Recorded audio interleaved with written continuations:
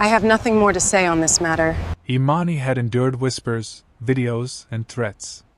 But when her shirt was torn in front of the class, something inside her snapped. In seconds, the students who humiliated her were on the floor, helpless against her strength. It was more than self-defense, it was courage, justice, and the power of refusing to be broken. Imani Carter was 26 years old, fresh out of graduate school, and proud to finally land her first real teaching job in a small town in Ohio. She had dreamed of this moment for years, the chance to inspire young minds and make her late grandmother proud. But on her third week, the classroom turned into a nightmare. Whispers filled the room, snickers rolled through the back row, and a group of students rose from their chairs. Imani felt her chest tighten. Something was coming, something cruel, something planned with intention. Before she could react, two boys lunged toward her desk. In an instant, hands grabbed the fabric of her blouse, pulling until she heard the sickening rip. Gasps echoed. The room exploded with laughter and screams. Her skin burned, not just from the tear but from the humiliation. Phones rose into the air, recording. She felt her heart pound, her vision blur. For a moment, she wanted to run, to hide, to vanish. But then, deep inside her, another memory surfaced. Her father's voice during childhood judo lessons, telling her never to let anyone break her spirit. Instinct took over. She seized one boy's arm, pivoted with trained precision, and slammed him onto the classroom floor. The other lunged, and she spun again, throwing him down with equal force. Silence spread across the room, broken only by the thud of bodies against tile. Students froze, their laughter turning to shock. No one moved. The boy who had ripped her shirt clutched his shoulder, moaning. The other rolled onto his back, stunned. Imani stood there trembling, shirt torn, chest heaving, but eyes locked like fire. She had reclaimed the moment. For 3 seconds, she felt victorious. She wasn't weak. She wasn't someone to be toyed with.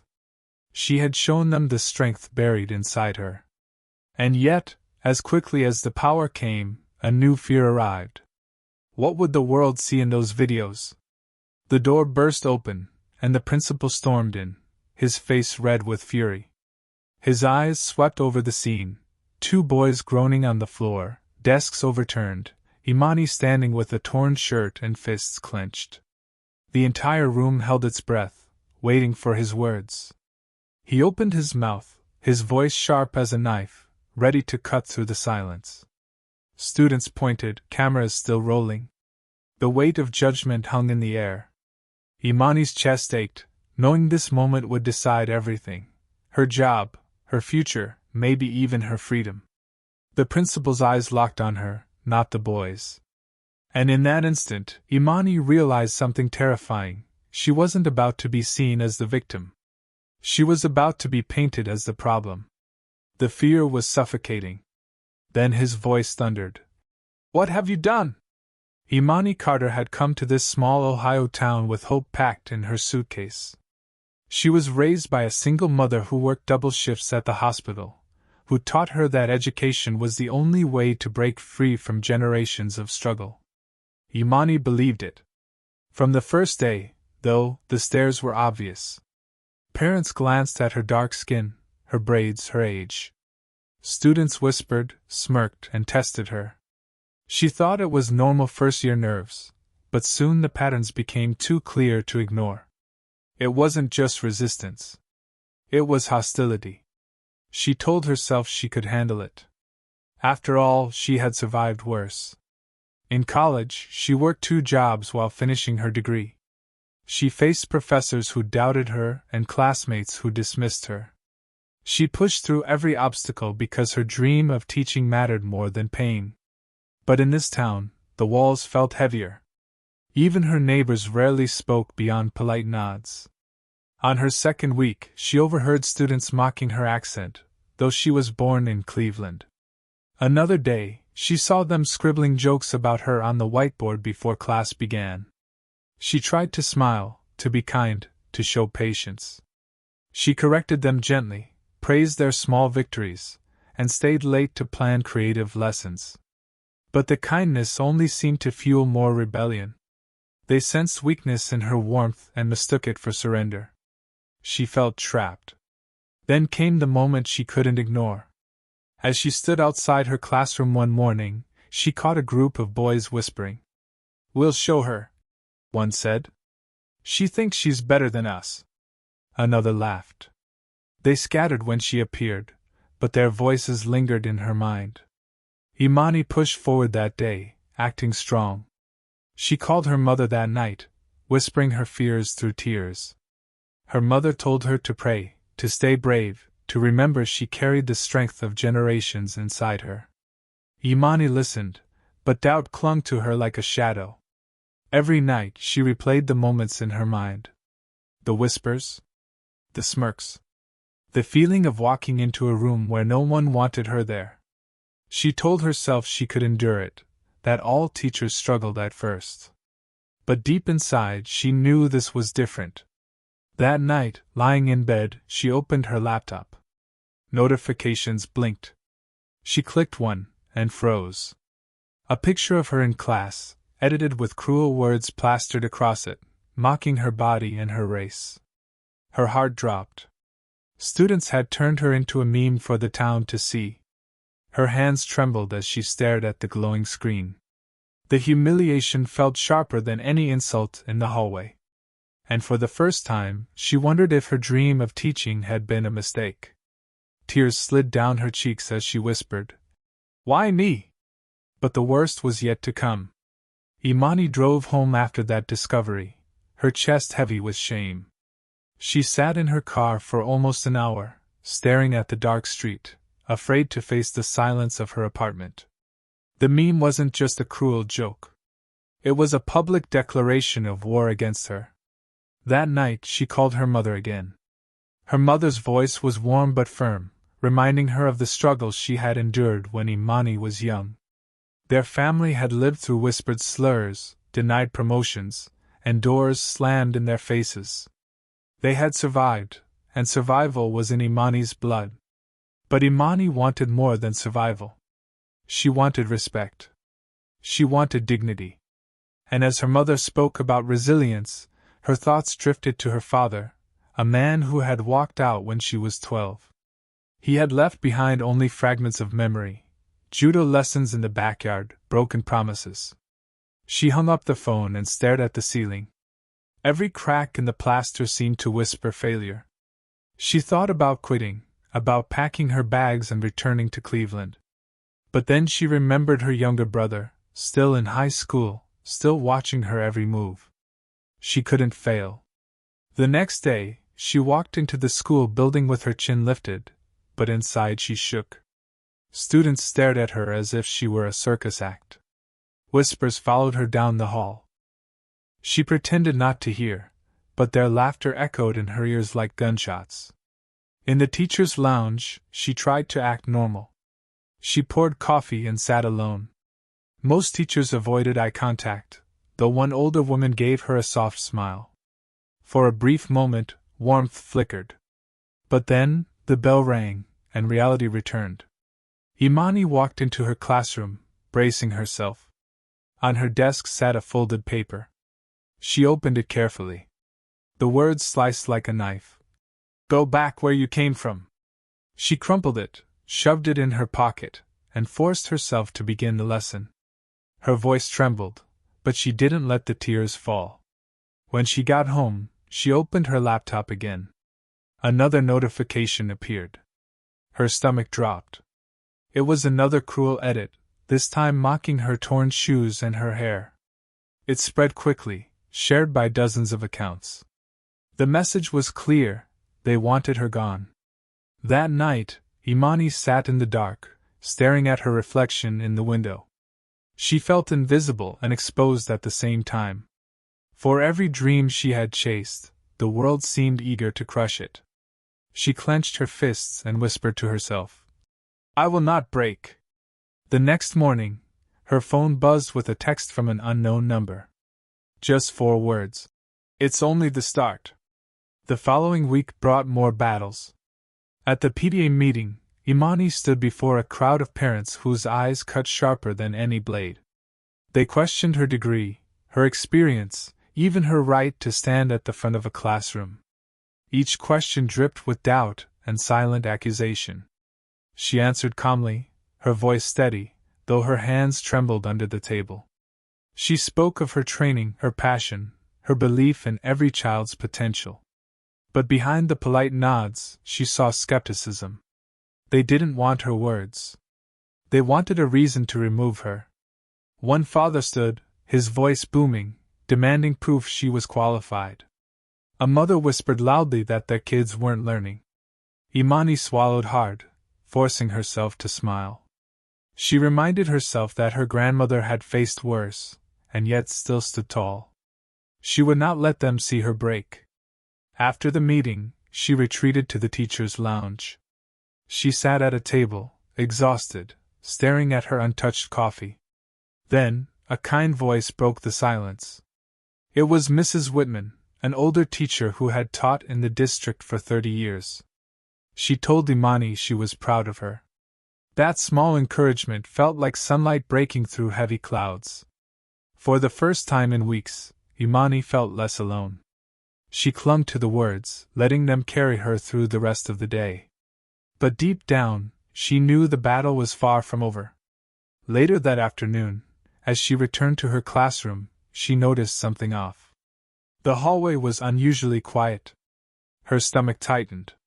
She reached her locker, unlocked it, and pulled the door open. Inside was a stack of crumpled papers. Her hands shook as she pulled one out. The words were vicious. Slurs scrawled in thick black marker.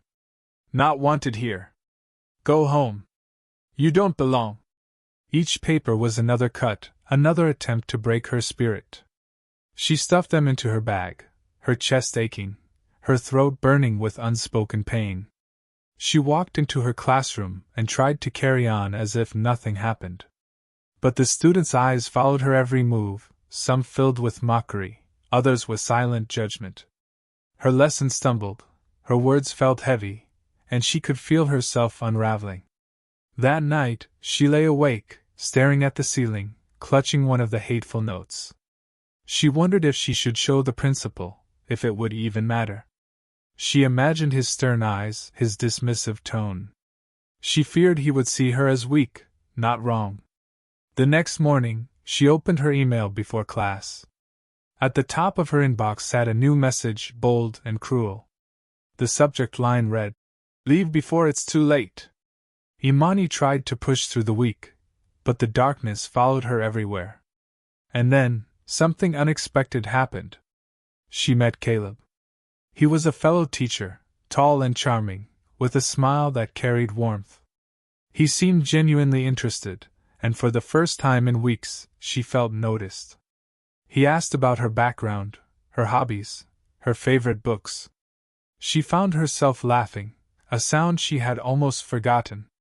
With Caleb, the world felt lighter, even if only for an hour. For the first time in a long time, she believed maybe she could find joy here.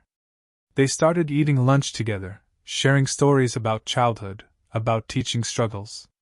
He told her she was strong, that she had more courage than anyone he knew. His words became a balm to her aching spirit, and slowly, she began to let her guard down. One evening, after staying late to grade papers, he walked her to her car. The air was cool, the street lights glowing faintly. She felt something in his presence, a safety, a possibility of love. She almost allowed herself to believe that maybe, just maybe, her story could change. At home, she replayed the moments in her mind. Caleb's laugh, the way he looked at her, the comfort of his company. For a brief moment, she forgot about the memes, the hate notes, the stares. She felt like a woman again, not just a target. She felt alive. The next day, Caleb joined her class for a project. She watched him interact with students, confident and at ease.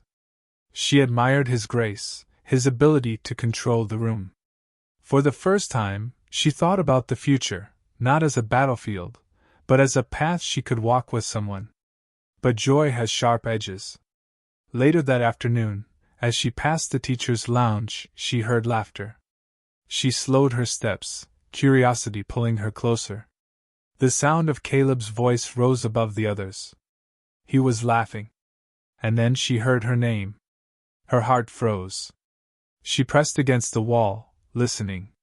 His words cut deep, mocking her struggles, making light of her pain. The others joined in, laughing at her expense. The warmth she had felt turned into ice, stabbing through her chest. She covered her mouth to stop a sob from escaping.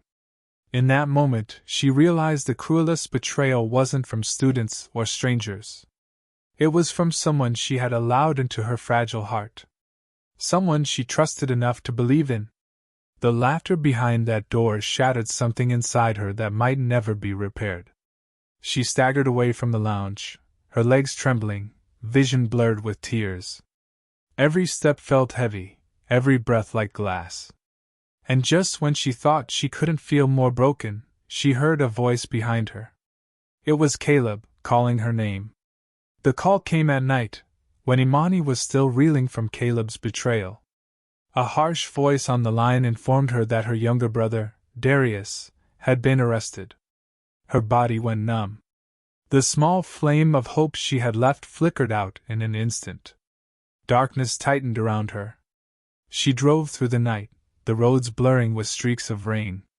At the station, she found Darius slumped in a chair, his eyes swollen from anger or maybe tears. He was only 18, still full of fire, still searching for himself. Now he was caught in a system eager to swallow him. The officer explained coldly, resisting, disorderly conduct, suspected theft. Imani signed the papers with trembling hands, her bank account shrinking with every line she scribbled. Darius wouldn't look at her, ashamed and hardened. The silence between them carried years of pain and unspoken fear. On the way home, she tried to lecture him.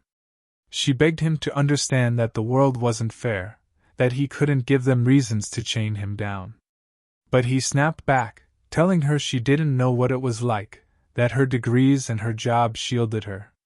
That night, while Darius stormed into his room, Imani sat at the kitchen table with her head in her hands. She thought of her father, the man who taught her judo, who showed her how to stand strong before he abandoned them. His lessons lived inside her, even as his absence scarred her. She remembered one afternoon long ago, practicing flips in the backyard. Her father's voice, gentle but firm, echoed in her ears. You must know when to stand your ground, and when to walk away. It felt cruel now, to carry his wisdom while he carried none of their burdens. At dawn, she prepared for class. Her reflection in the mirror looked older, weighed down. She covered the bags under her eyes with powder, but nothing could hide the cracks. She was a teacher by day, a parent by night, and a sister always. The roles were breaking her apart. When she stepped into her classroom, she forced a smile. She pushed through lessons, pretending nothing was wrong. But her voice shook, her hands trembled as she held the marker. Students noticed. They smirked. Some whispered, sensing weakness. And in her chest, something began to crack. Yet, even in the storm, light appeared. As she collected homework, one quiet student slipped her a note. It wasn't cruel or mocking. It simply said, "Thank you for believing in me." Her eyes burned as she read it, her heart aching with the reminder that not all were against her. But the calm lasted only minutes. As she turned to the board, shadows moved in the back of the class. A group of students whispered, then suddenly rose together. She felt the shift in the air, the kind of tension that comes before a blow. Something terrible was about to happen. The ambush began without warning. One boy shoved her desk, papers flying into the air. Another reached for her arm, pulling at her sleeve. The room filled with laughter and shouts. Phones were out again, recording. Imani's chest pounded, her body remembering what had happened just weeks earlier. She backed toward the board, trying to keep control. "Sit down," she demanded, her voice shaking but firm. But the boys only grinned wider. A girl near the window shouted for them to show her. And before Imani could stop it, another hand lunged for her shirt, ripping the fabric again. The sound of tearing cloth froze her. The humiliation cut like a blade. The classroom was chaos, her authority gone. Faces blurred into cruel grins. Her throat tightened, rage boiling beneath her skin. She could not let it happen again. She could not stand there as prey. Her training surged forward. With precise movement, she grabbed the nearest arm, twisted, and threw the boy flat onto the ground. Another charged, and she pivoted, flipping him over a desk. The thud of their bodies silenced the laughter. Students gasped, some dropping their phones in shock. Breathing hard, Imani stood with her torn shirt, fists clenched, heart racing. For a moment, the room was still. Then, footsteps thundered in the hall. The door slammed open. The principal stormed in again, his face twisted in fury. His eyes scanned the scene, Imani, the boys groaning on the floor. He didn't see the cruelty that led to this. He didn't see the ripped fabric, or the sneers. He saw only her, standing strong, with 2 students at her feet. His jaw tightened, his hands clenched, his anger aimed directly at her. Imani's stomach dropped. She already knew what was coming. That night, she collapsed on her couch, still trembling. Her torn shirt lay in a heap on the floor. She buried her face in her hands, tears burning hot. All her efforts, all her patience, seemed meaningless. She wondered if she had chosen a career designed to destroy her. Then, the soft chime of her laptop broke the silence. She wiped her eyes and clicked. A new message sat in her inbox. At first, she thought it was from the school. But the subject line made her blood run cold. 4 words glared back at her. "Leave before it's worse." The words pulsed on the screen, heavy and final. It wasn't just hate anymore. It was a threat. A warning that whatever came next would go beyond humiliation. The danger was closing in, and she realized the fight had only just begun. News traveled faster than fire. By morning, everyone in town knew about the classroom fight. Videos flooded social media, cut and edited to make Imani look like the aggressor. Headlines spread. "Young teacher attacks students." Her stomach twisted as she read the lies spreading like poison. Parents began calling the school, demanding answers. Some wanted her fired immediately. Others demanded charges. She was called violent, unstable, dangerous. The boys who attacked her played victims now, their bruises held up as evidence of her cruelty. No one spoke of the humiliation she had suffered. The principal summoned her to his office. His tone was cold, his eyes sharp. He asked her to explain, though his mind was already made. Every word she spoke felt wasted. He wanted to protect the school, the reputation, not the truth. When she left, she felt smaller than ever. At home, silence became her prison. She pulled the curtains shut, avoiding the world outside. Her phone buzzed endlessly with messages she couldn't bear to read. She sank onto her couch, curling into herself, trying to hold back the tide of despair. She was drowning in whispers and judgment. And then, a knock at her door startled her. She froze, heart pounding. Slowly, she peeked out the window. A woman stood there, unfamiliar, holding a bag of groceries. Imani hesitated but opened the door. The woman smiled softly, saying she had heard what happened and wanted to help. That brief kindness cracked through the storm. For a moment, Imani remembered there were still good people in the world. They talked for a while, the stranger reminding her she wasn't alone. Imani clung to that moment, her heart grasping desperately at the fragile thread of hope. But the calm ended quickly. Later that evening, she glanced outside and froze. A news van was parked across the street, camera pointed at her apartment. Reporters stood waiting, eager to turn her pain into spectacle. She ducked away from the window, her pulse racing. She knew then that she could no longer hide. Her life had become a story for others to consume, twisted and sold. Her reputation, her career, her very identity, everything was at stake. She pressed her hands to her chest, struggling to breathe. The cameras outside kept rolling. The world was watching. And the worst part? She had no control over what they would see next. The reporters didn't leave. They followed her to school, to the grocery store, even when she tried to walk alone in the park. Microphones shoved in her face, questions flung like stones. Why did you attack the students? Do you regret your actions? Their words bruised her as much as fists. She tried to ignore them, tried to carry on. But the whispers in public cut deeper. At the grocery store, she overheard a woman say she was dangerous. A man muttered that she should never teach again. Imani held her head high, but every step felt heavier. Then, one evening, as she loaded groceries into her car, a confrontation erupted. A man shouted across the lot, calling her names, telling her to go back where she came from. Imani froze, but before she could respond, another shopper stepped in. He defended her loudly, sending the man away. That moment of public support filled her chest with warmth. She thanked the stranger, tears threatening to fall. For the first time in days, she didn't feel completely alone. She drove home repeating his words in her mind, letting them soothe her wounds, even just for a moment. But the world wasn't finished punishing her. The next morning, she opened her blinds and gasped. Another news van idled outside her apartment. This time, more than one. Reporters clustered on the sidewalk, their lenses aimed at her windows. Her home no longer felt safe. She backed away, heart racing. The walls of her apartment seemed to close in, every shadow feeling threatening. She grabbed her phone, thinking of calling her mother, but stopped. She didn't want to worry her. She had to carry this burden herself, no matter how heavy.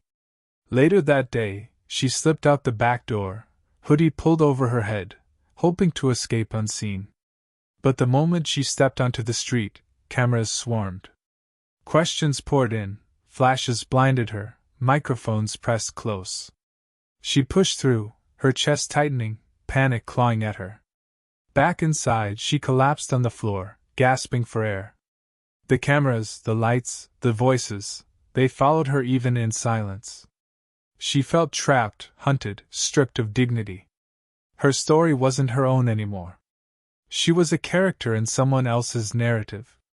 The ringing of her phone pulled her from the floor. The number was unfamiliar, but she answered. A reporter's voice filled her ear, calm but sharp. "We'd like to hear your side of the story, Miss Carter. Will you speak to us on camera?" Her stomach dropped. It wasn't just whispers now. It was an invitation to defend herself before the world, or to be destroyed in front of it.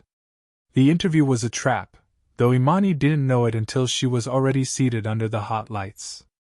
The reporter smiled too much, his questions laced with hidden barbs. Every time she tried to explain, he twisted her words. He painted her as angry, unstable, unfit.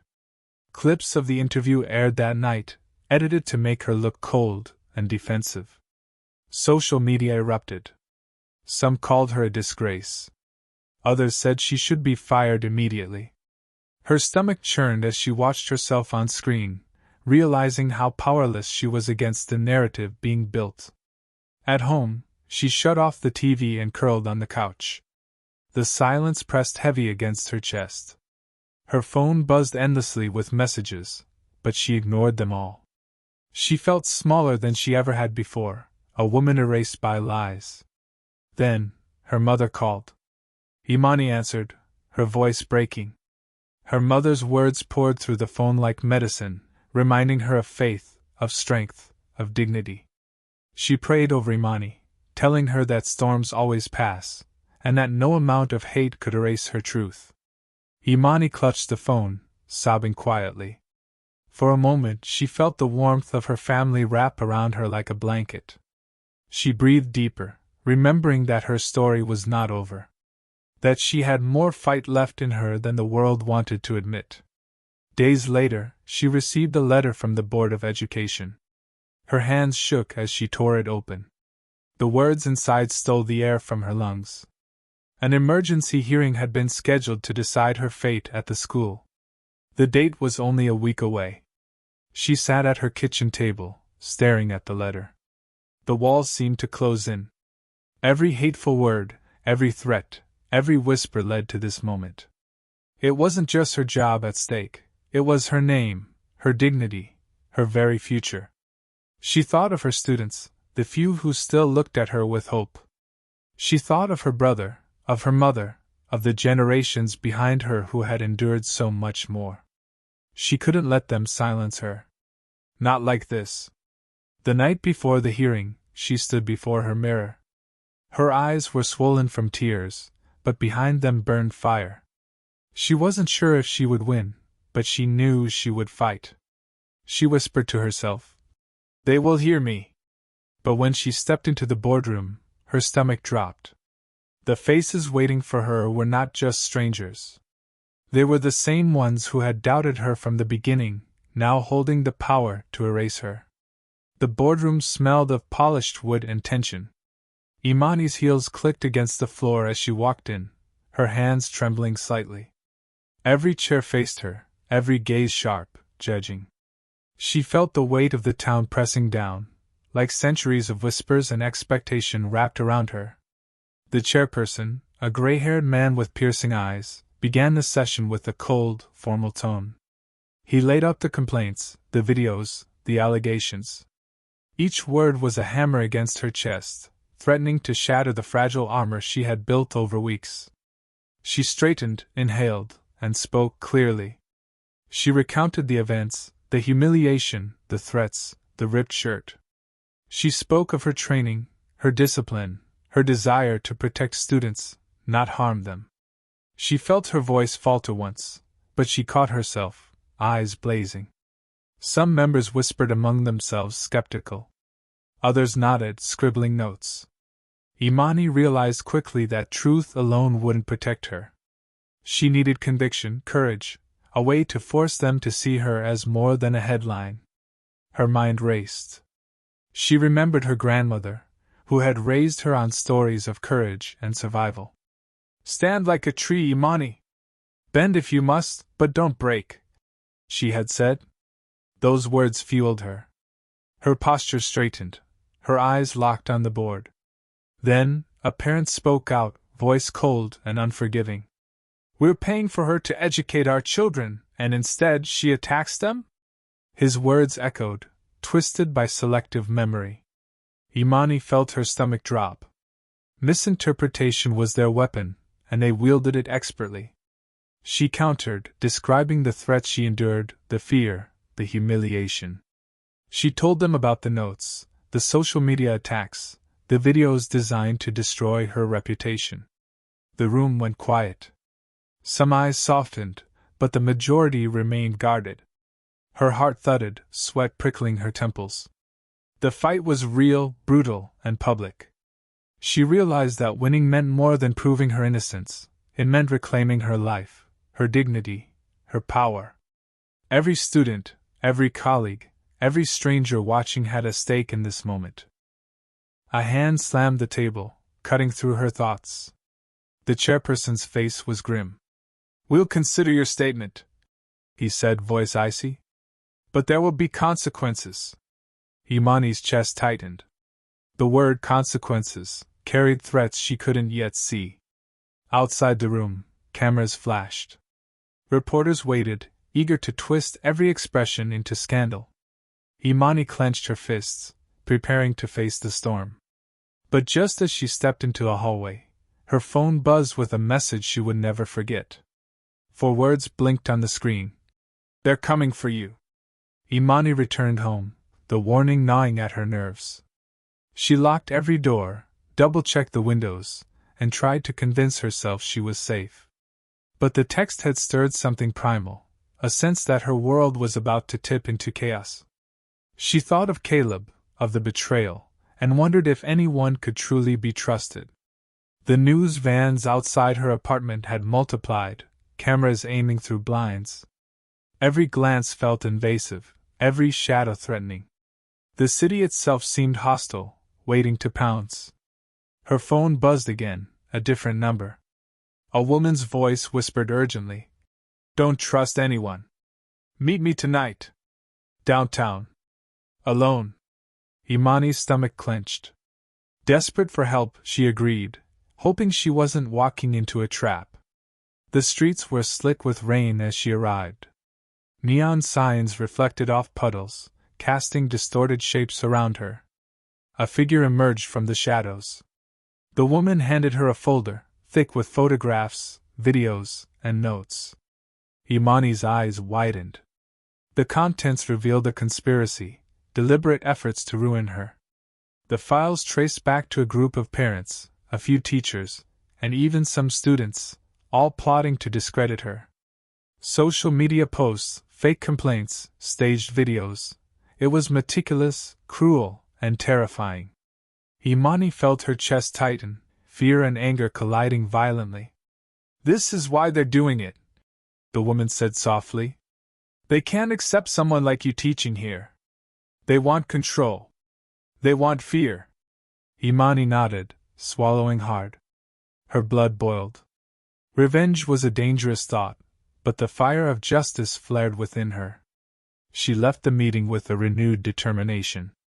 The world had underestimated her before. She wouldn't let it happen again. Every step she took was calculated now, every word measured. She had a plan forming, a way to fight back without becoming like them. Back at home, she mapped everything out. Who to confront first, what evidence to use, how to reclaim her reputation. But as midnight approached, another message appeared on her phone. Her hands shook as she read it. A single line, chilling in its simplicity. "We know where you live." Imani's apartment felt smaller now, every shadow a potential threat. She triple-locked the doors, drew the blinds, and slept lightly, dreams haunted by eyes she couldn't see. The text had reminded her that fear could be as powerful as any blade. She considered leaving town, running back to Cleveland, but she refused. Flight would be surrender. And she had fought too long, endured too much, to give up now.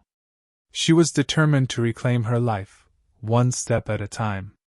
The next morning at school, she walked through the halls with a calculated calm. Students whispered. Teachers stared. Some offered sympathy, others watched for signs of weakness.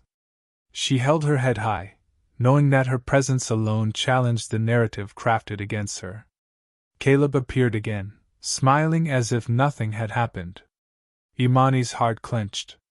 She realized she had misjudged the depths of betrayal. She didn't answer his greeting, keeping her distance, her eyes cold and unreadable. Trust had become a dangerous luxury. During lunch, she met with Mrs. Whitman, who offered guidance and support. They strategized ways to expose the conspiracy without escalating conflict. Imani felt a spark of hope. She realized she was not entirely alone in this fight. Some allies remained. The day dragged on. Lessons were mechanical, monotone, but she kept control. Each student's gaze was a reminder that she had responsibilities beyond herself. The weight of her role pressed her, but she welcomed it. It grounded her in reality, in purpose. After school, she returned to the office to find an envelope slid under her door. Her name was scrawled in bold letters. Inside was a photograph of her apartment, taken just hours earlier. Someone had been watching. Her pulse quickened, anger boiling. The photos included another note. "Next time, it won't just be words." Fear surged, but so did resolve. She would not bow to threats. She would not disappear quietly. Imani Carter had survived too much to be silenced now. But as she glanced at the photographs, a shadow moved past her window. Someone was outside. Watching. Waiting. The adrenaline in her veins spiked. She reached for the phone, ready to call for help, but a knock at the door froze her blood. The knock was deliberate, slow, chilling. Imani's fingers trembled over the lock. She peeked through the peephole but saw no one. Her heart raced. A sudden draft carried the faint sound of movement outside. She backed away from the door, realizing she was alone, and yet not alone. Her mind raced. Every threat, every betrayal, every attack had led to this moment. She considered calling the police but feared the exposure, the headlines, the cameras turning her fear into spectacle. She needed a plan, something calculated and sharp. The phone buzzed again. Another anonymous message. "Open the door. Don't make a mistake." Imani gritted her teeth. This was no longer about humiliation or career, it was about survival. She wasn't just defending her reputation anymore. She was defending her life. She grabbed her keys, silently backing out through the fire escape. The night was damp, the city streets slick, lights reflecting off puddles. Her pulse pounded in her ears. Every step felt perilous, every shadow a potential attacker. Suddenly, footsteps echoed behind her. She whirled around, but no one was there. The sound continued rhythmic, deliberate, following her down the alley. Panic rose, but she forced herself to remain calm. She needed to think, to plan, to survive. A figure stepped from the darkness, blocking her path. Her heart skipped, but she recognized the face. It was Caleb. His expression unreadable, calm, yet ominous. She froze, unsure whether to run or confront him. Betrayal and fear warred in her chest. Before she could speak, his voice cut through the night. "You've caused more trouble than you realize, Imani." The words carried a promise of danger, a threat laced with familiarity. She felt the ground shift beneath her, every instinct screaming that her world was about to explode. She wanted to fight, to run, to scream, but her body wouldn't move. The weight of betrayal, the fear, and the adrenaline held her frozen. Caleb's eyes glinted in the dim light, a predator's stare. Imani realized with chilling clarity, she was not just being tested. She was being hunted. The moment stretched into eternity. Imani's mind raced, recalling every lesson, every fight, every judo move ingrained into her muscle memory. Fear surged, but beneath it, fire burned. She would not be a victim. She would not be broken again. Caleb took a step forward, his presence oppressive. Imani measured the distance, calculating every movement, her body ready to act. She could hear her own heartbeat, a drum of determination and defiance. Every instinct screamed, survive. Fight. Escape. Suddenly, the shadows shifted behind him. Another figure emerged, this one masked, silent. Imani's pulse raced faster. She realized she was trapped, facing not just betrayal but an orchestrated attack. Her world had become a battlefield of fear and deception. The masked figure lunged. Imani reacted instinctively, twisting her body, landing a precise strike she had learned years ago. Caleb stumbled, shock crossing his face. She pushed forward, adrenaline fueling her movements, each strike calculated, controlled. The fight drew attention. Shouts echoed in the alley, lights flashing as someone called for help.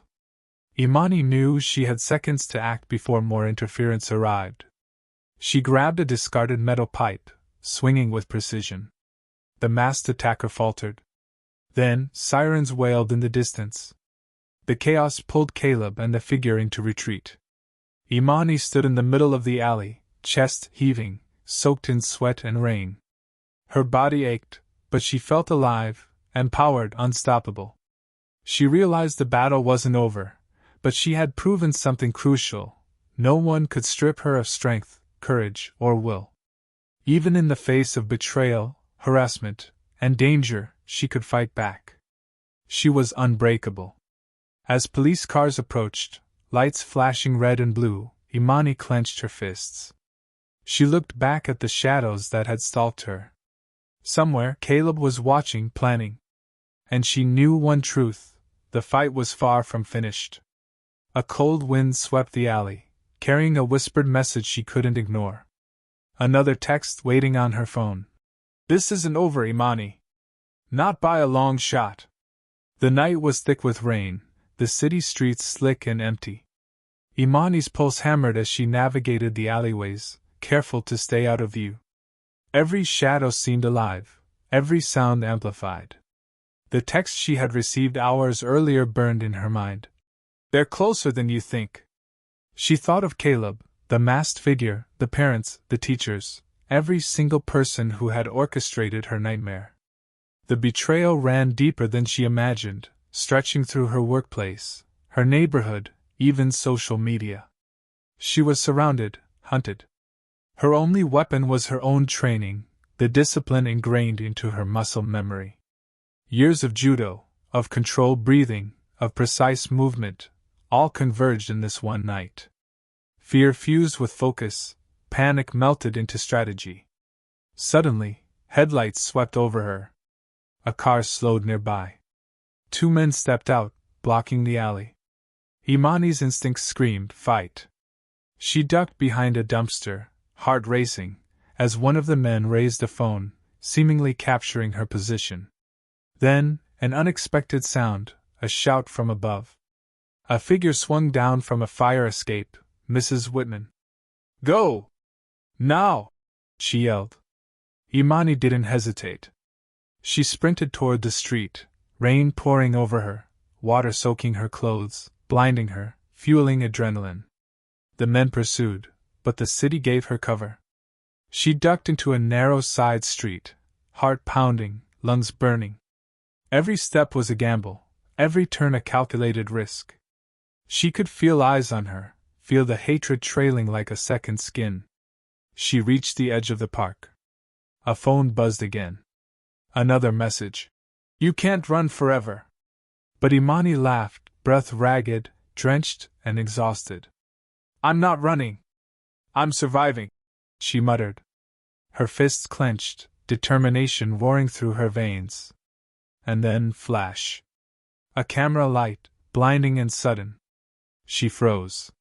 Someone had caught her. But instead of fear, she felt power. She was no longer hiding.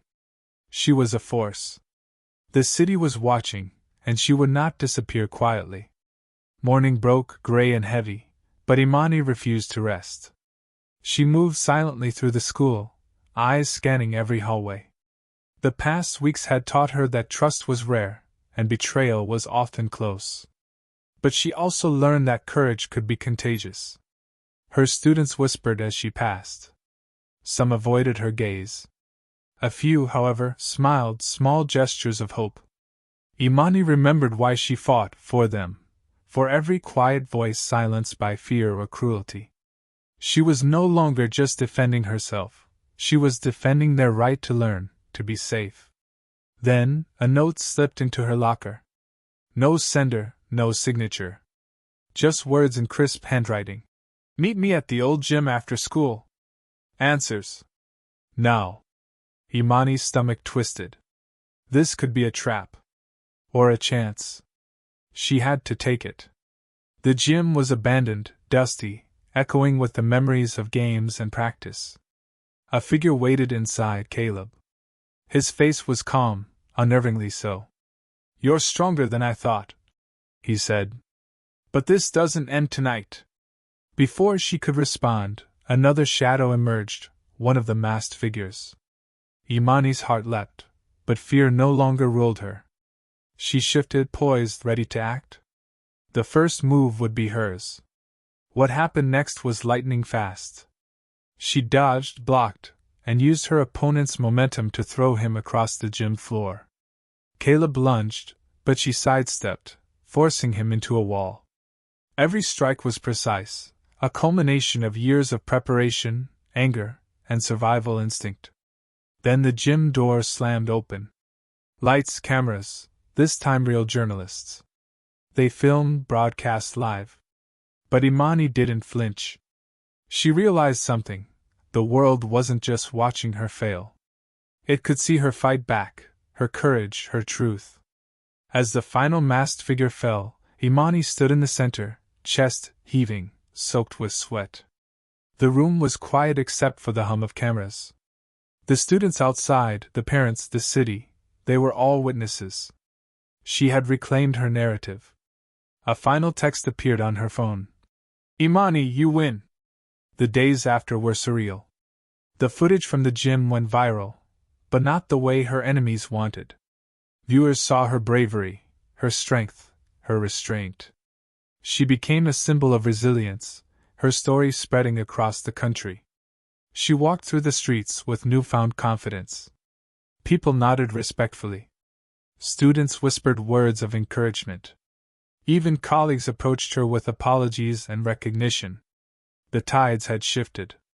She was no longer hunted, she was acknowledged. But the calm came with its own tension. She received private messages, congratulations, advice, offers of help. And a warning: they aren't finished. Never think it's over. Imani understood fully. Life didn't pause for victory. Threats lingered, and resilience had to remain sharp. Her relationship with Darius strengthened.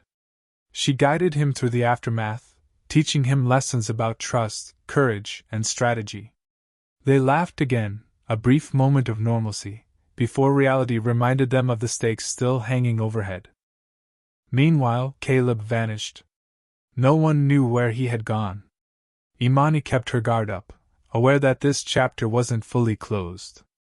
But she refused fear to control her anymore. She had survived, thrived, and inspired. That was her victory. Yet one night, as she walked home through the quiet streets, a shadow darted across the sidewalk. Her heart skipped. Reflexes trained by fear and danger kicked in. She turned, ready to confront, but the figure melted into the night. The message was clear: her fight had changed, not ended. School resumed its routine, but Imani moved differently now. Every step carried authority, confidence, and vigilance. Students who once whispered insults now sought guidance. Some parents hesitated, then began apologizing. The town's perception shifted slowly, like sunlight through storm clouds. Imani began mentoring other teachers facing harassment, showing them how to stand firm, how to reclaim dignity in the face of adversity. Her story became a lesson in courage, strategy, and resilience. The ripple effect was powerful. But she didn't let herself relax completely. Every new challenge, emails, notes, rumors, was met with strategy and calm. She had learned to anticipate betrayal, to turn fear into action. She became a force, not just surviving but shaping the world around her. Then, one late afternoon, she received an anonymous package. Inside, a single judo medal from her father's old collection. A note: "Remember your strength. Always." She smiled, heart swelling. This was a reminder of her roots, her resilience, and her power. Suddenly, her phone rang. Unknown number. Hesitant, she answered. A calm voice said, "You've changed the game, Imani. But some lessons are still ahead." She hung up, pulse racing. Even as she conquered one battle, life promised more challenges. She breathed deeply, gazing at the sunset. She wasn't afraid anymore.